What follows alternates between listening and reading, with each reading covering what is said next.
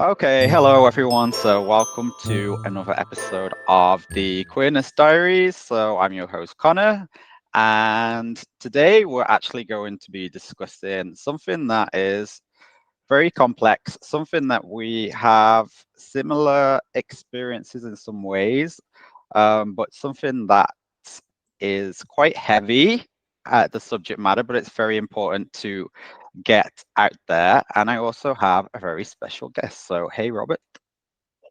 Hey there. Here, what should I tell you? I'm Robert. I'm 29 years old, living in Berlin. And Yeah. yeah, that's Yeah. it from me. Yeah. Have you always lived in Berlin or did you live anywhere else before? I moved to Berlin in 2020. Yeah. Oh, yeah. And before that, I lived in Stuttgart. Ah, nice. Yeah. I've never been to Stuttgart. Berlin many times around 2019 up until COVID, and then I've not been Yeah, back since. But yeah, it was interesting. Like, definitely in my story, a lot of the downhill part was going on when I was going to Berlin, and you know how the parties and everything can go there. absolutely. That's what happens in Berlin. Yeah, yeah. And apparently in Madrid too, where I sort of had a lot of mine. And so so yeah, basically today we're going to be talking really about our PTSD, and really that it's not an A to B process. Like from my personal experience, I've been to different therapists. I've tried every YouTube video. I've tried every page on Reddit. I have spoken to friends, family, so many different people, and also put this expectation on myself through the years that I have to appear better and over it for other people. But what people don't realize, I think, and you might agree, is the same way that the brain doesn't really have the proper concept of time in the sense of, a clock. It's like these sort of triggers come back unexpectedly, like it can come back through even a smell, a sound. It's the same way we get nostalgic, about songs from years ago when we've got happy memories. But if it's a traumatic memory, you might never want to listen to that song again. Um, so it has so many different moving parts and complexities. And I'm not sure if it's similar for you, but for me, there's definitely certain songs from certain times, for example, even certain aftershaves of my ex, for example, that I cannot smell because it will re-trigger something. Yeah, absolutely. That is something that is part of your life, and I think, or in my personal experience, you'll never get through it because Yeah, it comes back. It can come back every day yeah, by, as you've said, the triggers like a smell, like a song, or in highly stressful situations yeah, when your brain is feeling or you are feeling attacked somehow, even if yeah, it's not true. yeah, And what happens? You get flashbacks to the yeah, traumatic event. yeah, And in my experience, that can happen with panic attacks where I have a feeling I can't breathe, yeah, yeah, shaking, sweating, feeling dizzy, yeah, yeah, or what also happens is that I get dissociative amnesia, which means yeah, I don't know when I am. yeah, So yeah, I don't have an orientational time, or I don't even know where to go, where I am. yeah, yeah, definitely. Yeah, And those are just the worst parts. There are yeah, so many little things that affect daily life. And yeah, I think PTSD is different for every person, but yeah, somehow it's the same because you suffer. You suffer like every day. You have to fight every day.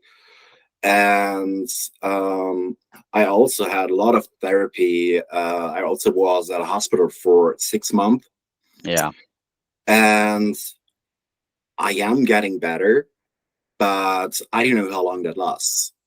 yeah, yeah. It's like, and this sort of it's not like a manual or guidebook because it's so different for everyone, and everyone's experience with PTSD is so different, and it kind of changes your brain chemistry forever. If you're having sort of great times and everything's all good, like you're building up more dopamine and serotonin, and it's like, but if it's the reverse and you're kind of going through a really rough time and those things start to stick, or sometimes something can happen early in life, that you forget completely, and then it's re-triggered sometimes years later, by something maybe completely unrelated, and it's like suddenly all the trauma that you kind of buried, um, sort of comes back, and then dealing with it can be really, from my personal experience,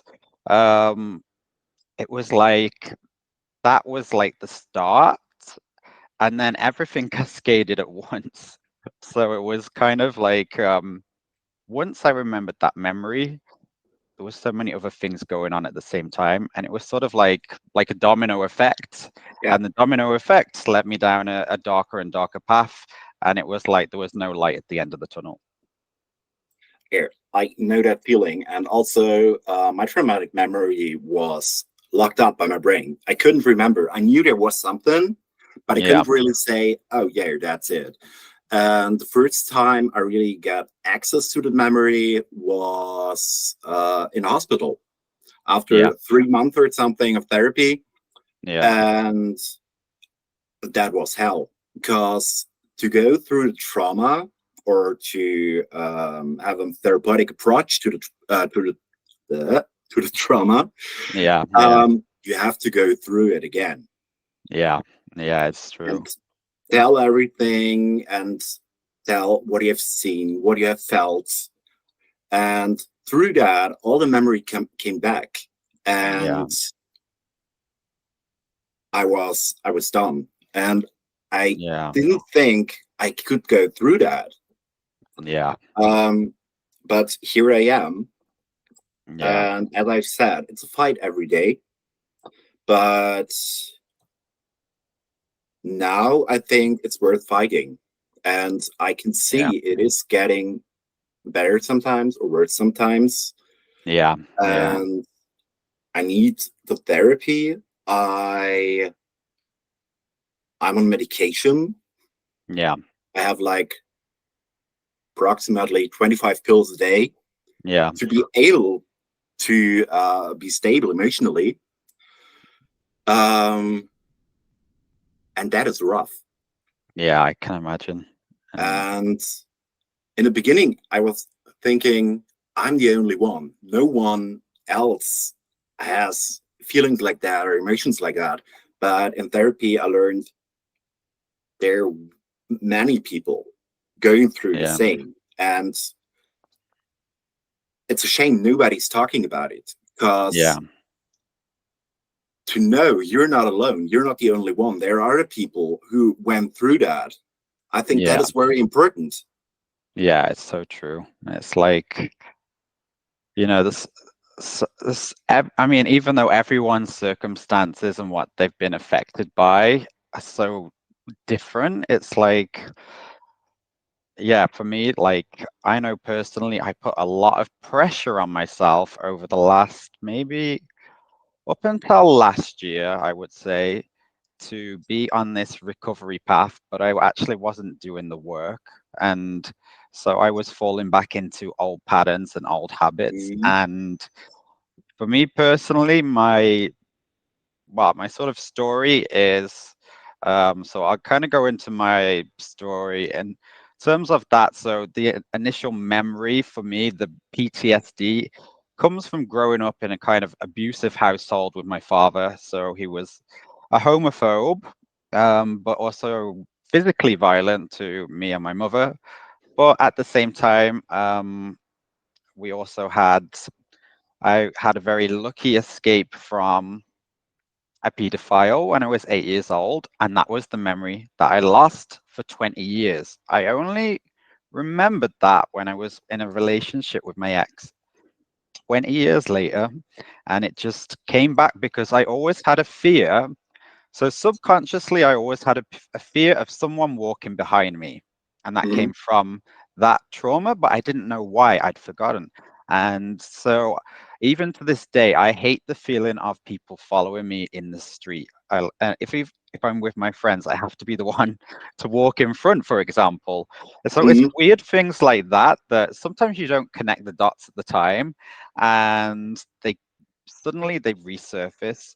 And so when I went into this relationship with my ex, because I hadn't been in a proper relationship before, all these things, once I remembered that, started cascading. And at the same time, the relationship with my parents was, and it was an explosion of a father who I had always had issues with, kind of leaving the family, having an affair, and then trying to take the house from my mother and throw her out onto the street, but I'd been living in Madrid and I felt powerless and I was trying to fight this battle, but I was in a toxic relationship and also the traumas were coming back to me.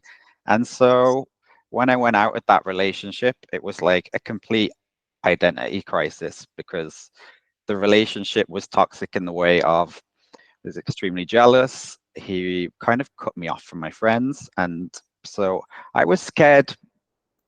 I don't know why, but I was scared to even have my notifications on WhatsApp, like with my ex, because he was, why aren't you back from the supermarket after 15 minutes? You know, it's that jealous and insecure. Mm-hmm.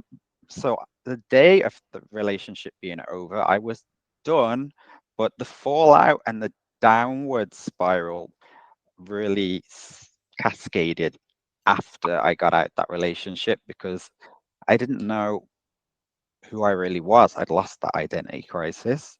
And it's sort of so everything that was fun in Madrid when I moved 2016, 17, the parties, being the freedom of being gay and being able to do what I want, not answer to everyone.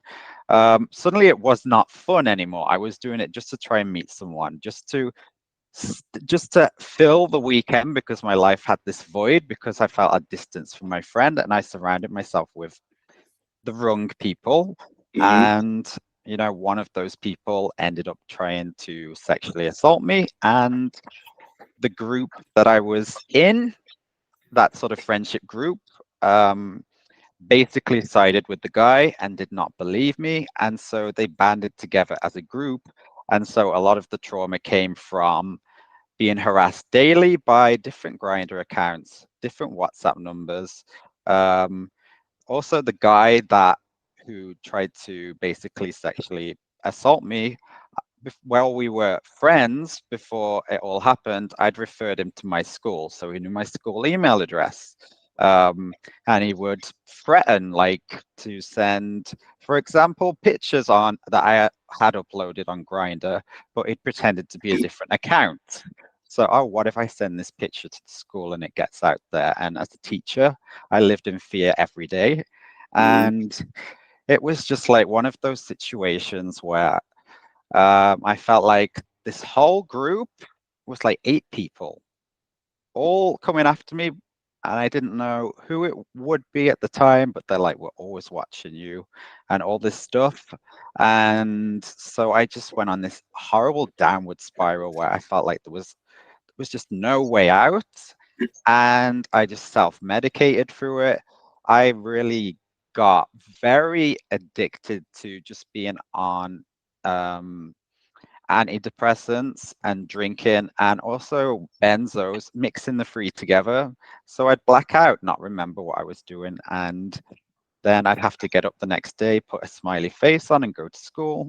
And it was like, it just reached a point where I just wanted it all to be over because I was harassed every day. So there were 2 times in 2020, this was, that at the time I didn't see any way out, any alternative. And so I basically made a goodbye video to everyone apologizing. And in that video, I sent it out on the way to what I'd planned to basically end my life. And I got pulled off a bridge, luckily. And even after that, that was maybe June 2020, November 2020. It's like, again, I felt the same way in those months. And then after that, sort of trying with therapists and trying to sort of work on getting better. But until the last few months, I would say I've still been in a place, especially it's always with guys as well. I never have any argument with any of my girlfriends, the women in my life. Everything's good. But guys, to this day, it's like I used to think, how red can a red flag be, you know? And now, like, I'm like, as soon as the slightest thing, I am very quick to cut people off and out of my life. And I'm Yeah. trying to reach a place of being assertive and not aggressive, because I know my approach from what happened can be aggressive. And naturally, I'm not an aggressive person. Mm-hmm. If that makes sense. And I'm not sure how your story compares or how much you want to open up. But yeah, that's pretty much the gist of sort of my experience. Here, I can relate to your experience somehow. With me, it started when I was 12. Yeah. I never had that much friends, and when I was 12, I wanted to have friends, so I started to adapt myself. I started smoking, drinking, went to parties, and one night we went to a party on the fields. I don't know where. Yeah. And I got drugged and raped by like 20 guys. Wow. And I didn't tell anyone because I felt guilty Yeah. for bringing myself into that situation. But I wanted attention, so I started meeting guys in the internet. Yeah. Yeah. And they were very interested in you when you're 12. Mm. And they gave me money, they gave me presents, and I did that, I don't know, 1 year. Yeah. And then I didn't know what to do because I felt horrible. I didn't know how to stop. And that was when I first tried to end my life and ended up in hospital. Mm. But at that point, I couldn't talk about it. And Mm. because I was locked up in the hospital, Yeah. I think my memory just cut off. Yeah. Yeah. So I couldn't remember what happened. I only remember what I did. Yeah. And I thought, okay, you did that to yourself. It's your fault. Yeah. Yeah. I got medication, I got therapy. But in that therapy, I was busy talking about the boyfriend I got at that time, Yeah. who was very abusive, and also cut me off from my friends. Yeah. And I didn't know how to get out of that relationship because I didn't know, I was 13, 14 or Mm. something. Um, and when that relationship ended, I felt lost. So Yeah. I didn't really know what to do. And then I tried to end my life again. Yeah. Uh, hospital again. But the hospital never helped me because I was locked up there and was told what to do, and I couldn't deal with that. Yeah. Like, yeah. Um, After that, again, therapy, medication, but I got better. And then I thought, okay, I don't need the medication anymore. I don't need therapy anymore. I'm doing good. I'm getting Mm. older. I'll go through that.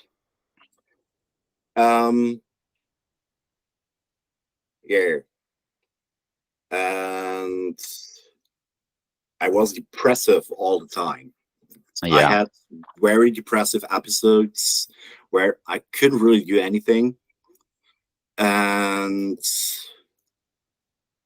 then I was feeling better, and I thought, oh yeah, you can do that. Everything will be all right. Um, and then we decided to move to Berlin, which we did in 2020. And at that point, my husband moved to Berlin half a year before me, so I was in Stuttgart alone. Yeah, yeah. And that made something with me. I can't really explain. I felt alone. I felt powerless. Whatsoever. And when I moved to Berlin, the parties, the freedom, and then we partied like every weekend, and I only wanted to black out. Yeah, I didn't want to feel anything anymore. yeah, And here, self-medication, as you have said. And I did that for about 2 years. yeah, So I was working during the week, working extra hours, like 12, 14 hours a day, yeah, just not to deal with me and my feelings. And on the weekends, I wanted to black out. yeah, yeah, And surprisingly, that didn't go well. yeah, yeah, yeah. I can relate. Yeah, I've been there, done that. But I always said, I can deal with that. Everything's all right. Everything's fine. I don't need help. Yeah, Um, yeah, but I was a horrible partner for my husband yeah, because I was aggressive. How do you know? I was a horrible person. And then he said, "Okay, you go get help, or this is over." yeah, yeah, And that was the point where we're thinking, okay, what is more important, your career? Because I had the fear that my career is ended if I go to hospital for what time ever. yeah, yeah, And but I very clearly said I won't go to a public hospital in Berlin. yeah, yeah, And so through my mother, I got a place in a private hospital in southern Germany. yeah, And that was kind of good because there I felt like they're caring about me and my problems. yeah, yeah, And they put me on medication, and that was the beginning of hell for me because yeah, yeah, I knew something triggers me, but I didn't know what that is. And then I started having panic attacks. I couldn't sleep. mm, So I was on whatsoever medication yeah, yeah, just to be able to go through the day and not panic all the time. And that took 6 months yeah, till I said, okay, I think I can do that. I can go home. I can deal with that. yeah, But then I had to wait over a year for therapy in Berlin. mm, And that kicked me back in my development for a month. And that's what I'm struggling now with. I'm still working at the same place, but in yeah, another position because I was manager of like 100 people before. yeah, And yeah, I said, I cannot be responsible for employees at the moment because I won't be able to deal with them. If yeah, they criticize anything, I will blow up. yeah, yeah, And yeah, so here I am, yeah, officially severely disabled, yeah, yeah. which gives me 5 days more holiday. Well, But yeah, as I've extra said, holidays always good. yeah, but as I've said, Yeah, it's like fight every day because yeah,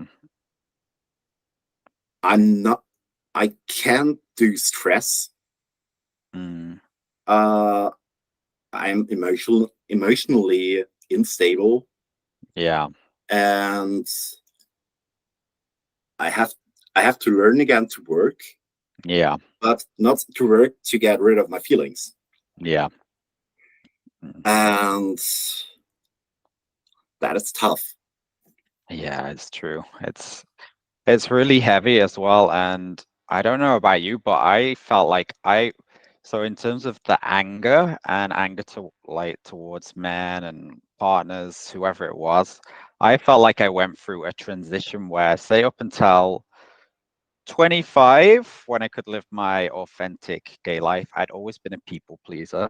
And then I went into Madrid with, obviously, if you go from a small town into a big city, it's like arriving in Berlin. Even though they're different cities, there's a lot of similarities. Yeah, The gay scene is it is. chaotic, Yes. and it can go on all weekend. And at the time, I was kind of thrown into this, not thrown into, I put myself into this party lifestyle because I arrived like, I'm gonna meet Prince Charming in Madrid. I'm gonna and just like trying to meet all these guys, but I'd had Yeah. 25 years of insecurities. I originally had tried to come out at 16 to my father. It escalated to a physical fight because he would, for example, cut my internet off at 10 p.m. He'd call the guys, even though I was 16, and that's the legal age in the UK. He would call them every offensive name. I remember when I came out, I ran away from home actually and stayed with a friend. And when I went back, you know, it was basically me sobbing on the bathroom floor while he screamed every insult and everything over me, and then decided, I'm cutting your internet off at 10 o'clock every day. He tracked remember MSN back in the day? Like, so it tracked my MSN conversations, deleted all the guys that I was talking to, like my MySpace he even got into. And this is also the same man that traumatized the family by installing cameras when he was having his affair secretly in every room in the house, so he could be in another room and my mom couldn't hear him when he was having the affair. So we always had a Mhm. control issue. Um, but I had, grown up in an environment of, he was trying to push me to be more manly from a younger age. Like I had to go to, I don't know if you know Aikido, similar Mhm. to so that was like our bonding thing, but really it was to try and get me to be more manly. But when I was 12, 13 and delivering newspapers, he'd be sat in the car and be criticizing the way I walk, and those comments always stick in your head forever. Yeah. And over years of, I call it the silent period. After I came out, I went back in the closet for the sake of my family. Mhm. So 9 years of resentment building up and 9 years of not really knowing who I was. So in Madrid, I just threw myself into everything, everything you can imagine. I Yeah. did. And, I've met very good friends, got very good memories from that first year. It was really when, after a year, I was feeling very depressed that I hadn't met a partner. Yeah. And um, it was like suddenly this guy, appeared, my ex, and it felt like it was almost like love bombing at the time because everything was great at the start, like, getting all these roses and all these things that they do, but then the control started to come in. Like, even I remember my friend telling me 2 weeks after I met this guy, so we weren't even dating officially yet. Mhm. He was angry at the fact that I went out with my friends wearing a tank top. I sent him a picture on WhatsApp with my friends. And my friend said, that's a red flag. I was like, well, I don't know. And then that same weekend, I also met his friends at a house party. Yeah. And one of his friends had seen that I was still on Grinder. And he was super jealous over that, but he was also still on Grinder and we weren't even dating yet. Mhm. And then it escalated to the point where, I've had a history where, like, for example, in the winter, sometimes I'll get a cold sore or something. Every time you get a cold sore, insults from him, you're a cheat, you're a whore, you're a liar, da, da, da, da, da, da, da, da. So it was never physically abusive, but the mental abuse. And so when Yeah. I got out that relationship, it was like I'd gone from, I was always a people pleaser, but suddenly it coincided with what was going on with my dad. And this aggression, this anger started to come out Hmm. through, even unintentionally, just towards random guys. And it would be over silly things like like for me, like now I'm in such a better place. But at the time, if someone, maybe went on a date with me and then ghosted me after, I would send a horrible message and like Yeah. like because I was feeling so insecure and be really down and depressed. And then I'd force myself out at the weekend, maybe Friday, Saturday, even Sunday night, because they do Sunday parties in Madrid, just to, this is what I mean about filling the space, similar to you with the parties. Like we've kind of, I guess, felt like, our only way to escape from work and everything was sort of filling this sort of space. And because I Yeah. didn't feel like I had anything on my agenda other than I just wanted to meet someone new to replenish the awful relationship. Yeah. I was like, I have to be out every weekend, every weekend, every weekend. And then COVID hit. And I'm like, what do I do? Because I was already in this cycle by then of Hmm. blackout, and like you, I didn't care if I blacked out, um, and I don't know why I had at the time. I Afterwards the shame came, but at the time my friends were noticing a shift, and they'd show me even videos from the nights out, like that they'd recorded, and that they were like, "Look, you were a complete mess last night." I Yeah. was like, "Well, if I don't remember, it was probably a good night," but that's not the case. But And that's so, what you're telling yourself. yeah, You're and you don't really see you're having a problem because you think, okay, I'm doing all right somehow. Maybe. yeah, Well, you're lying to yourself, yeah, and so true. that works during that time. Yeah, yeah, And everybody can tell you you're a mess. You're totally fucked up, yeah, and you just say, "No, everything's all right. I'm here." yeah. Yeah, I don't know about you. I would get very defensive. I was like, look, I'm still showing up to work at 8:30 on Monday, doing my shift, doing my private classes after, and I'm still making the same amount of money I was before. I have my own apartment, and I just go out at the weekend, and if I get a little bit messed up, then so be it. I've got a lot of crap going on with my family and after my ex, and I'm gonna do what I want. I got very defensive, like Yeah, straight away, and I'd be like that, like trying to, rather than say, okay, maybe I do have this problem, I'd be like, well, I get on the defense, like instant defensive mode, and that was where I was transitioning into becoming aggressive. I yes, I was doing the exact same thing because um, I didn't want anybody to tell me what to do Yeah, same. because I wanted to be in control, even Mm. if I put myself out of control. Yeah, But I told myself I control what I do, how much I drink, how yeah, often I drink, because I fucking go to work, so yeah, everything's all right. yeah, yeah. But that unfortunately only works for a period, and at Mm. some point it doesn't work anymore, and you cannot cope that. Yeah, and yeah, it's so true. And I remember so for me, part of my thing is social anxiety. And so when the doctor gave me for the first time anti-anxiety medication, Mhm. that's when I thought, okay, I don't have to drink so much now, and I can still go out, because my main issue was the insecurity that I felt going out and meeting guys and talking. And that, okay, I'm going to pop, for example, 2 Xanax and go out and take a Monster energy drink, for example.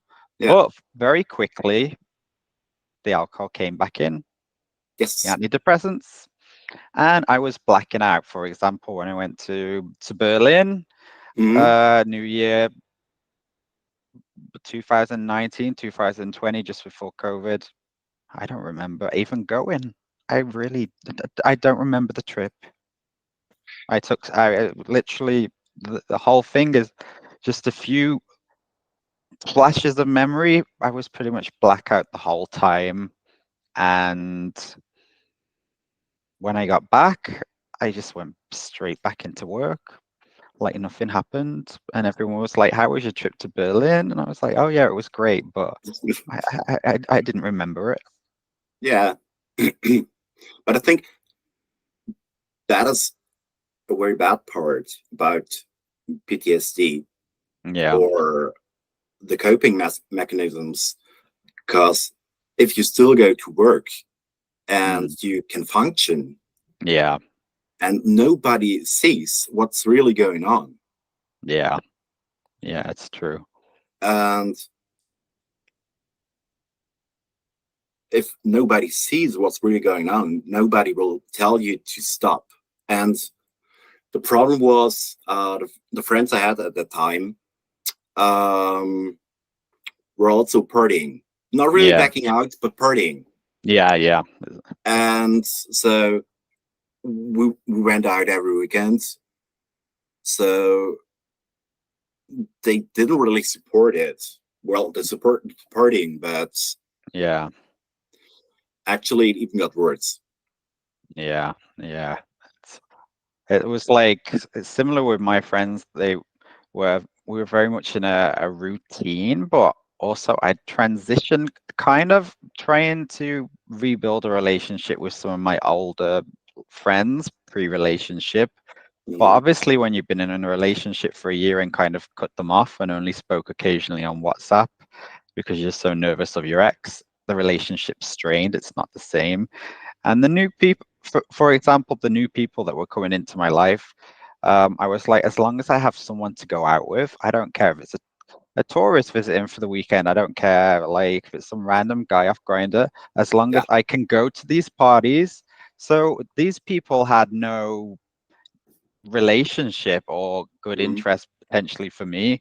And so if I was getting messed up at a party, my original friend group, would have called me out on it, and maybe I would have been defensive still. But these new people that were in my life, it was like they would maybe disappear in the club or whatever, and I'm a mess. Yeah. And then I don't remember getting home so many times. And like sometimes I was just relieved that I woke up in bed and I had no memory of getting back home. I was like, okay, I've got my house keys, I've got my bank card, I'm home, I've got my phone. Um, I was like, okay, I'm good. And I got work tomorrow, so let's get on with the week. So it was like always one of those things that was like, the denial of it. I was just putting it off and putting it off for so long. Yeah. And yeah, it was difficult. It was really through once it happened with that guy, and the situation, and the bullying from that group, that Mhm.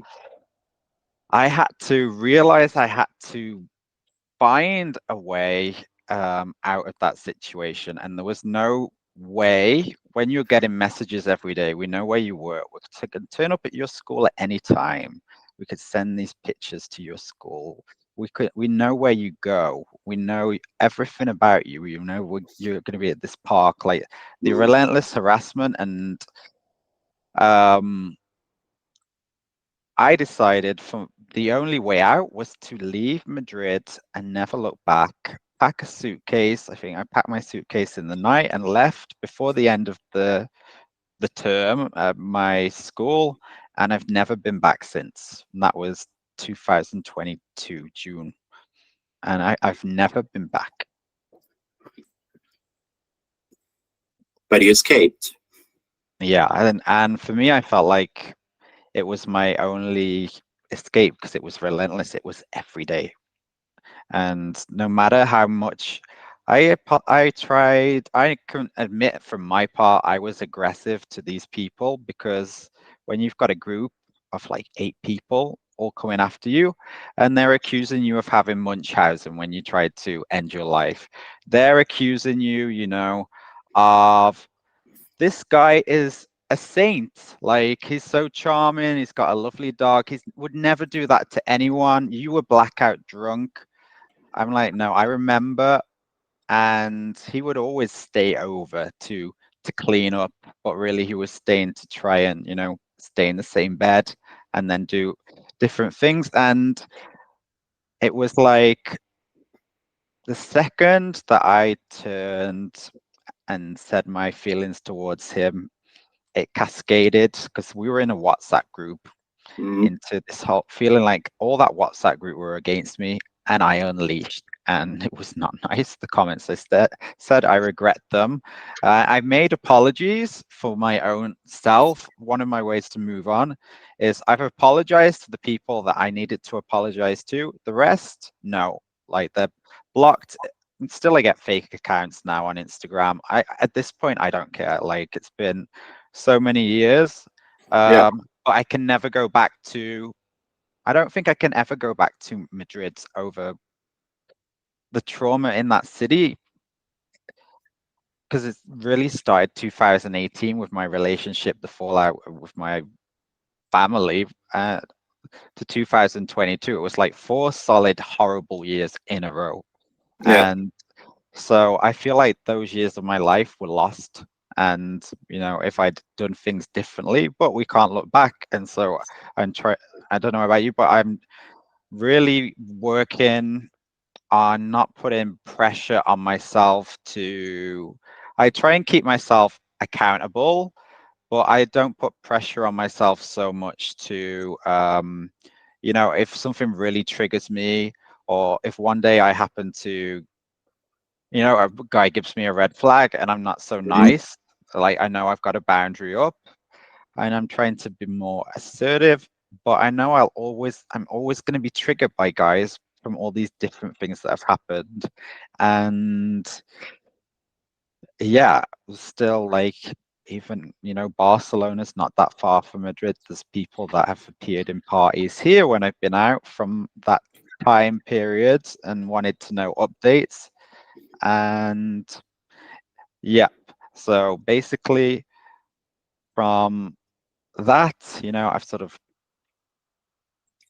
set myself a boundary in that sense. And right, one moment, I'm gonna put us on pause.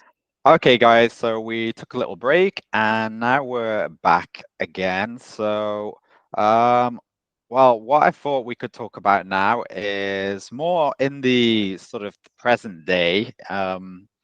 So, so from my point, like I said, I left Madrid in 2022, but I moved to Barcelona last year, and I was still, even with new relationships, new people, because I didn't know anyone apart from one or two friends when I moved here. So I thought, oh, this is a fresh start.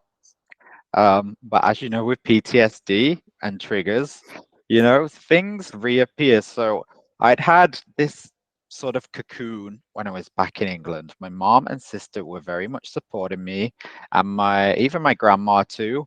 And it was like this bubble of being completely protected and isolated from the gay community and from, it almost felt like, but it was also back in the same house that I'd had the childhood trauma with my father, even though he was gone and we'd got the house.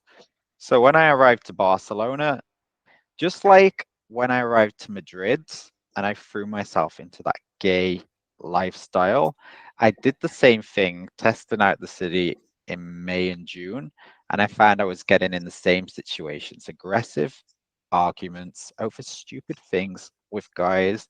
I'm feeling rejection sensory dysphoria from my ADHD, which is where you can believe that someone uh, has something, is doing something negative or thinking something negative about you or talking something negative, but it might not be the case. And someone can make the slightest comment, the slightest negative thing, and you will go to 100 thinking it's the worst thing in the world. And so I went back home in July, and the transition really since I moved back officially again to Barcelona a few months ago, I feel like I've been on a journey that's day by day because, as you probably have experienced too, like today's great. I could have a horrible day tomorrow. Like I could have a panic attack on the way to work. Um, just like, for example, mid-February, I had a really bad panic attack where I thought I was dying. I was in a new job and I was so, my heart rate was, it was so bad at the time. Like I ended up in the hospital then again. And probably for you too, hospitals, doctors, like not sure if you're the same, but I try and avoid going to the doctor, the hospital as much as possible. So just to go back itself for me is a little bit triggering in some ways, just from the smell to just being in there. Um, can make me feel very uncomfortable. So what is routine for a lot of people? Um, for me, I get this pit of anxiety. Yeah, it's just like you said, it's day by day. Today I'm Yeah, feeling great, yeah, but tomorrow I can feel horrible. I can have a panic attack. I can have a dissociation. yeah, yeah, Just walk on the street, yeah, almost getting hit by a car yeah, because I just don't know what's going on. yeah, Um, I work in a hospital, so I have to go there every day, yeah, but I cannot do mental hospitals anymore yeah, yeah, because mental hospital means for me you're locked up, you mm, cannot decide anything, yeah, and that is part of my main problem. I have to have control.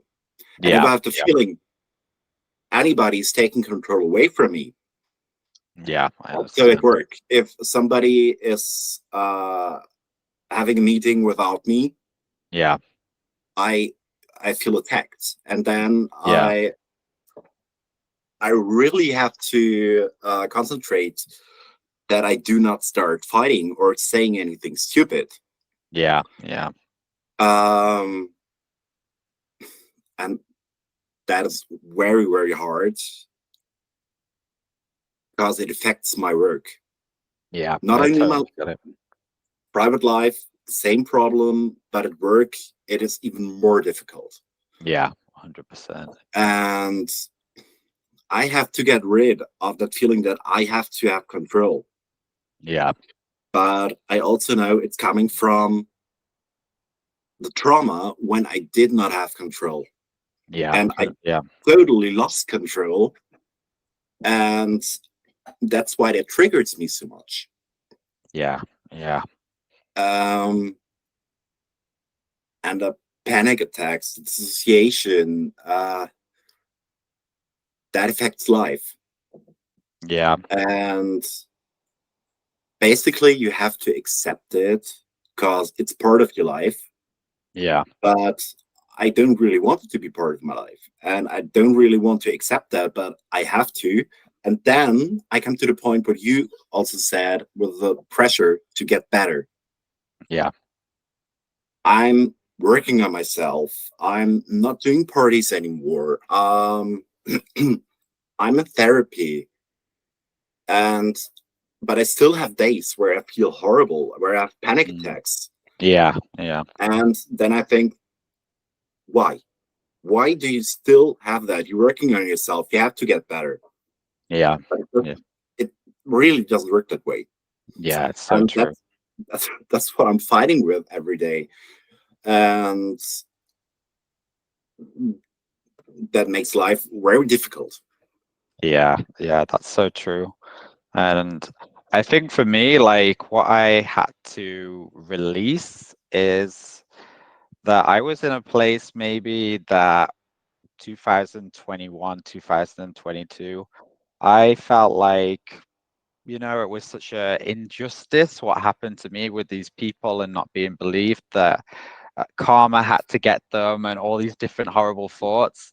And I realized the best revenge is that for me just to live my authentic life. And if I mess up, I mess up. I don't have to answer to anyone really but myself. And I keep myself accountable by just being open and honest with I check in with my mom and my sister every day and my friends. And sometimes I say, I just had a really shit day today. Like, I'm in a really bad mood. Or I'll say, I don't want to even talk today on the phone if I'm in a bad mood. Mm, Obviously, sometimes I'm in a great mood.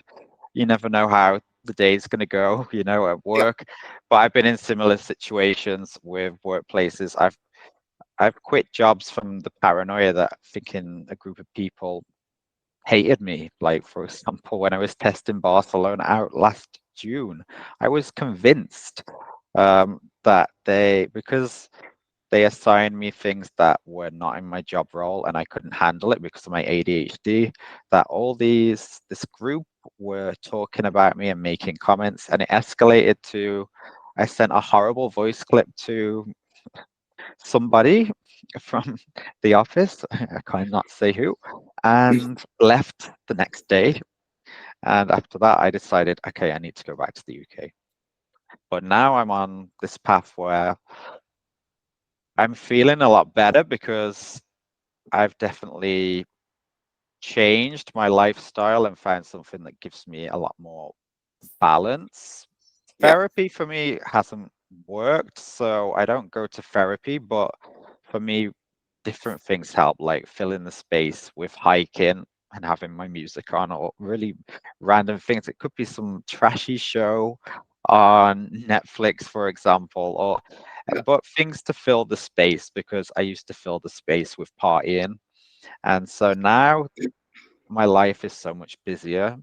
I can work on, my sort of goals. And my main goal is I know I'll never fully 100% trust a guy ever again, even in a relationship, no matter if we've been in a relationship, if we're married. I cannot see that. Maybe one day that could change, but right now I can't see that. But I want to work on a path of being able, like I said, being more assertive. yeah, And because I was a people pleaser in the past, it's very easy for me to say no in a very kind and courteous way now, rather than I don't want to go to your party. It's like so it's a work in progress, but I feel like um yeah, definitely I've over the last 6 months in Barcelona, it's become a path it's getting easier month by month overall. But maybe there were, I don't know, 8 really horrible days in November. Maybe there were 10 in December. Maybe there were 3 in January. You can yeah, never predict. yeah. But what is true, you have to change your life to get better. That's what Yeah, I've learned. Because the gay community in Berlin is not that kind yeah, and not that healthy. yeah. Same Uh, here. but that was like the biggest change for me, not to party anymore, because Yeah, maybe someday again, but now I say that is not a place for me. yeah, That won't yeah, work. Not one weekend, because it won't last in one weekend. yeah, I yeah, know myself. yeah, yeah. And Same. now I do sports. I read. I just finished university. Yeah. Um, Congrats. I just assigned for getting a psychological coach and Yeah, counselor, because I think maybe I can help others. yeah, Because yes, I went through, I feel like I went through all of it. yeah, So maybe I can do something good out of it. Um, but the most healing thing is not to party and not to think I miss anything, because I don't. yeah, I can yeah, I can do things at a weekend other than being in some flat having a house party. Yeah. Yeah. Um, I see my family. I visit them. They visit us. Yeah. That's great. Talk to friends, and I have goals in life. Yeah. I Yeah. haven't had that for years because I thought, okay, maybe you don't live one more month or whatsoever. Um, and it still is hard, and I still fight every day. And as you've said, day by day. Yeah. Yeah. But to get to that point, I really had to change my life drastically. Yeah. Away from party, away from the gay community, and I talked on Instagram Yeah. about my depression and my PTSD. And so many people I knew from parties, from every weekend party, said, Yeah. I also have a problem, Yeah. uh, but they don't get help. And during COVID in Berlin, there were private parties every weekend Yeah. whatsoever. Yeah. Same in Madrid. And I think three friends died Oh wow. because of overdose, because Yeah. they tried to fill the space with party, Yeah. and that didn't go well. Yeah. That's But at that time, even that didn't stop me from party every weekend. yeah. And from today's side, what was wrong with me? I thought it was all right. I can Mm. deal with it. I have control. I haven't Yeah. had control. I gave control to anything but not me. Yeah. Yeah, definitely. And there was no time more than COVID when there was more space that Yes. we had to fill. And I don't know, I realized at the time I was like, oh shit, my hobbies are partying, trying to meet a new guy, and going out. Yes. And those three things were taken away, and I still did them. Like as soon as the lockdown lifted a little bit and I could get out of that apartment, and it was sort of phases, whether it was secret house parties or whatever, I still carried on doing the same stuff. I even, yeah, got I remember being blackout drunk on Facebook Live for some reason. Somehow Mm-hmm. my mom was watching, and it was like, she was like, get out of there. And also the person in the bar was like, you can't stand up, you have to sit at the table. And that was the moment, that was like the end of January 2021, when I sort of, other than the group, like for my own self, started to get on a better journey with alcohol and partying. It was still difficult with the bullying and the side of the group until I left Madrid, but and then the sort of re-trigger when I re-entered Barcelona. But now Mm-hmm. I feel I'm in the present at a good place in Barcelona. Like I feel like at the weekend I could go, and also I don't. Um, I used to feel like I had to be part of a group of friends, Yeah. uh, a group of gay friends, for example, and a WhatsApp group or whatever. Now all my friends are separate, and I like to see them one to one, and we all Mm-hmm. have different things that we might see each other for. Occasionally, yeah, one or two of us will mix if we know each other, but I might go, for example, to see my friend at the beach on a Saturday morning, see another friend for dinner on Saturday, and then Sunday, I might, go and I don't know, just go for a walk and lunch with another friend and catch up. And I still will occasionally go to a party, but it's not Mm-hmm. the chaos that it used to be. I've tried to, especially I got more in a routine, and it seemed to month by month get a lot easier, which is, so it's like I feel like I'm on a good track, but I don't put the pressure on myself. And I also tell my mom and my sister and my friends, like, if things go wrong again, like, and just it could happen. So I just keep myself accountable in that sense as well. Yeah, there's a two important things you've just said. The first thing is it takes time. It takes forever. Yeah, yeah, Um, but it gets better. If yeah, you yeah, work on it, it gets better at some time. yeah, And the other thing is you can totally break down again. yeah, It might happen, but it's not the end of the world. yeah, You can work through that, even if it doesn't feel like that at the moment. But you have to keep in mind it might happen. yeah. So true. And I think that's it. That's what makes it so difficult because Mm. you will never be good, Yeah, but yeah, but you can get good.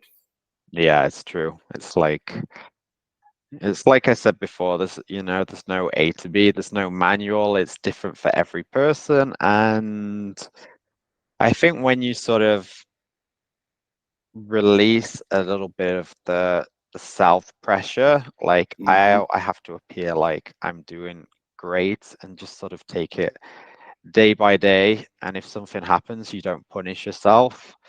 Because I used to really beat myself up if I had a bad day or lost it at someone or something set me back.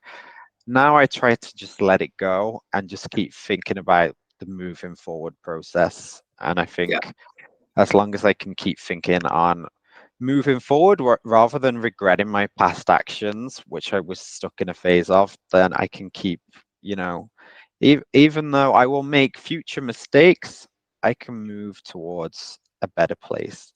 Yes, but you're a human being, so you Yeah. will make mistakes. Yeah. Like everybody will make mistakes, but I still punish myself for having a bad day or being too emotional at work. Yeah. And that is getting better, Yeah. but it still happens. Yeah.